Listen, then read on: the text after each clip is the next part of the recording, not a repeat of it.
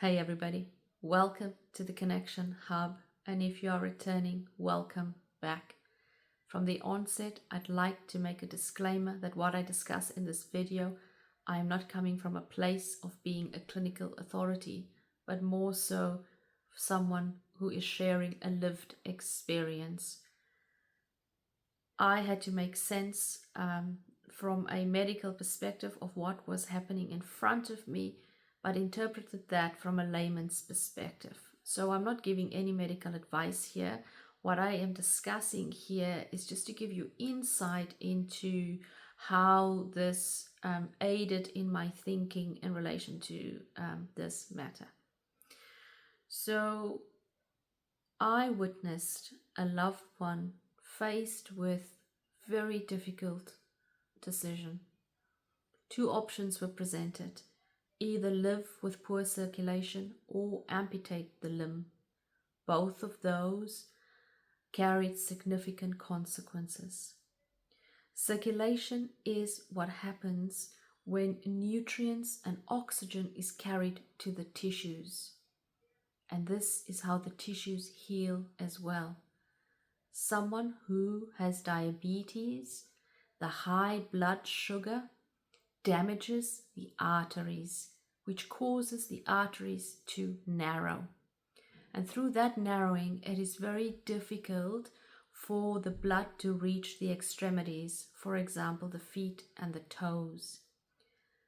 The poor circulation, unfortunately, is not the only issue. What accompanies that is also that if you have any wounds, they are not able to heal. Tissues start to die off.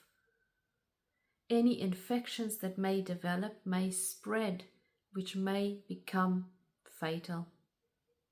The alternative would be to amputate the limb that is not getting the sufficient blood flow in order to save the rest of the body. So now I thought, okay, this is happening in the physical body.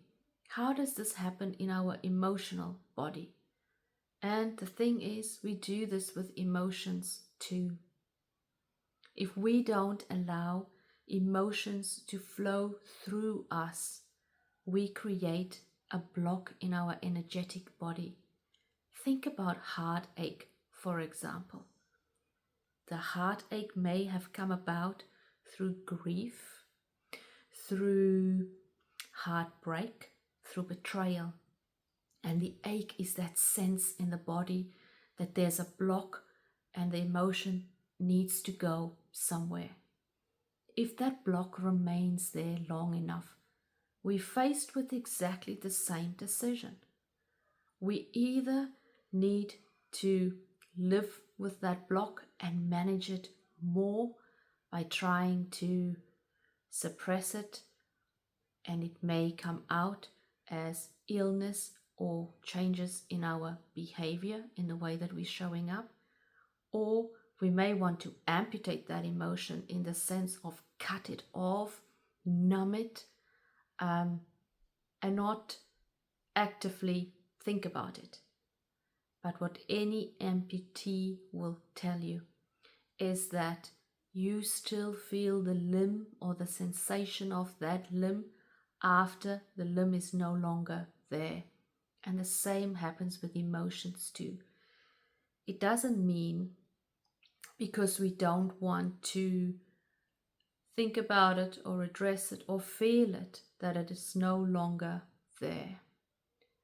So in the same way that from a physical perspective, we want our pathways to be clear. We want circulation to flow naturally.